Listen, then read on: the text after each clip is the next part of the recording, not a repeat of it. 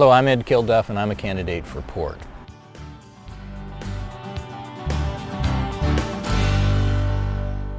We're here at the only shoreline property that the Port owns. This shoreline property is 0.2 acres in size. It's unbuildable. The Port bought it in August 2014, so just about a year ago, and they paid $125,000 for it. There's a 10-foot cliff before you get to the water. And then at low tide, as you can see, there's another 100 feet before you get to the water after you get down the 10-foot cliff. To give you an example of how inaccessible this property is, I'm standing on the mud flats and you're up on the cliff.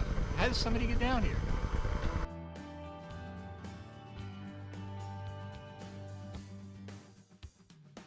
The price that the Port paid for this unbuildable lot is about 150% of their annual tax revenues.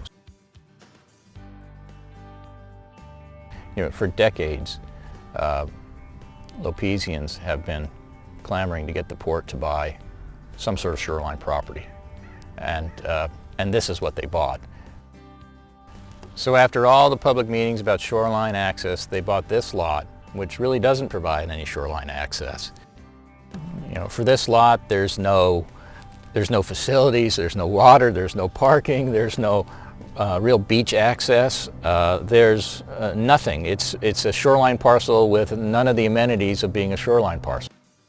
So this unbuildable shoreline piece of property with no access to any kind of shoreline activities is emblematic of mismanagement at the Port, fiduciary mismanagement, fiscal mismanagement, and a betrayal of the public trust. This is the first in a string of property acquisitions that the Port has made, which all have this central characteristic of basically giving away public money.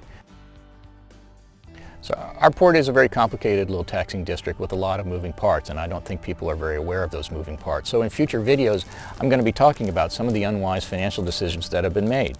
I'll talk about the property acquisitions near the airport.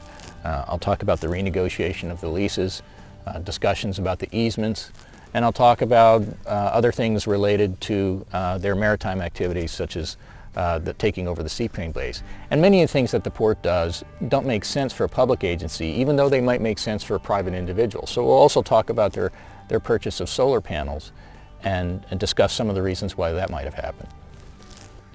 You know, as lovely as this spot is, it just doesn't make any sense as a purchase using taxpayer dollars.